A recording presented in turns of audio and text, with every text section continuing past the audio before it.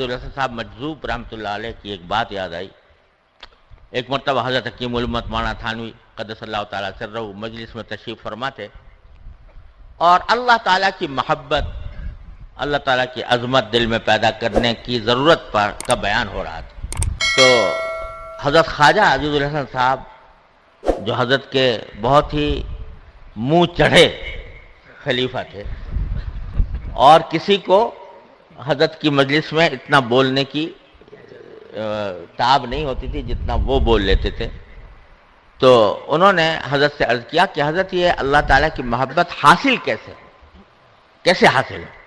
تو فرمایا کہ محبت جن کو اللہ تعالیٰ کی محبت حاصل ہے ان کی جوتیوں میں جا پڑو، ان کی جوتیوں میں جا پڑو، اس سے تمہیں اللہ تعالیٰ کی محبت حاصل ہوگی.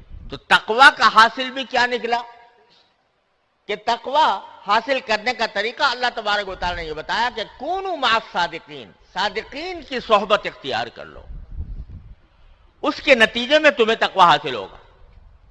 یہ وہ نسخہ ہے جو ہم سب کے لیے ہے، عالم ہو، جاہل ہو، ان پڑھ ہو، تعلیم یافتہ ہو، کوئی آدمی ہو، اس کو دین کی طرف، دین کے اوپر لانے کا اور تقوی اس کے میں پیدا کرنے کا واحد طریقہ یہ ہے کہ متقی لوگوں کی صحبت اختیار کرو. دیکھیے اللہ تبارک و تعالی نے انسانوں کی ہدایت کے لیے 2 سلسلے جاری فرمائے ہیں ابتدائے آفرین سے. ایک کتاب اللہ اور ایک رجال اللہ، یعنی ایک طرف کتابیں نازل فرمائی، آسمانی کتابیں، تورات، زبور، انجیل اور خاتمۃ الکتب قرآن کریم، اور دوسری طرف رجال اللہ، یعنی اللہ کے وہ بندے جو اس کتاب پر عمل پیرا ہیں، ان کا ایک سلسلہ جاری فرمایا. انبیاء کرام علیہم السلام، اس کے بعد صحابہ کرام، اس کے بعد تابعین، اس کے بعد تبع تابعین، بزرگان دین، اولیاء کرام، یہ سارا کا سارا سلسلہ ہے رجال اللہ کا. اور آپ نے دیکھا ہوگا، کہا جاتا ہے اور درست کہا جاتا ہے کہ سارے قرآن کریم کا خلاصہ سورہ فاتحہ میں ہے. سورہ فاتحہ پورے قرآن کریم کا لب لباب ہے. کیوں ہے؟ اس کی وجہ عام طور سے یہ بیان کی جاتی ہے کہ اس میں دعا ہے اہدنا الصراط المستقیم، یا اللہ ہمیں صراط مستقیم کی ہدایت عطا فرما. اور صراط مستقیم سارے قرآن کا خلاصہ ہے، کیونکہ قرآن کا جو بھی حکم ہے وہ صراط مستقیم پر لانے کے لیے. تو اللہ تعالیٰ نے یہ دعا سکھائی ہمیں اور آپ کو کہ اہدنا الصراط المستقیم، اے اللہ ہمیں صراط مستقیم کی ہدایت عطا فرما.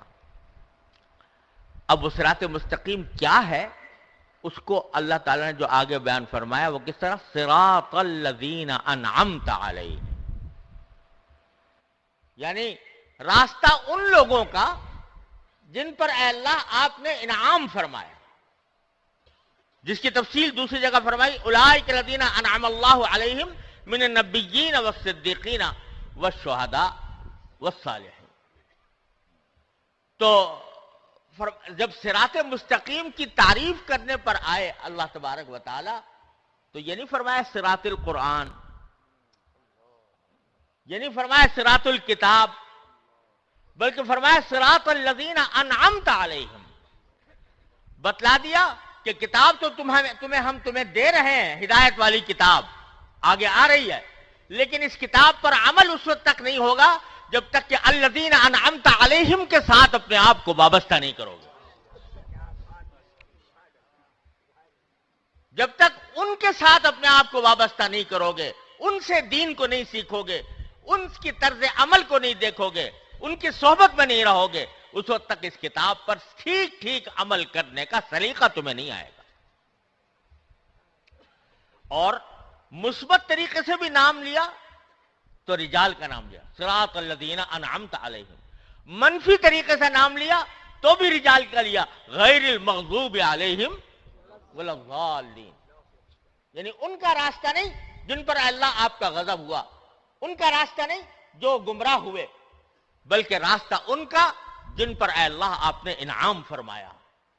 تو دونوں باتیں بتا دیں کہ ایک تو اس قرآن پر صحیح عمل اس وقت ہوگا جب تم قرآن پر عمل کرنے والوں کے ساتھی بن جاؤ گے اور ایسے لوگوں کی صحبت سے پرہیز کرو گے جن پر یا تو اللہ کا غضب ہے یا جو گمراہی کے راستے میں بھٹکے ہوئے ہیں۔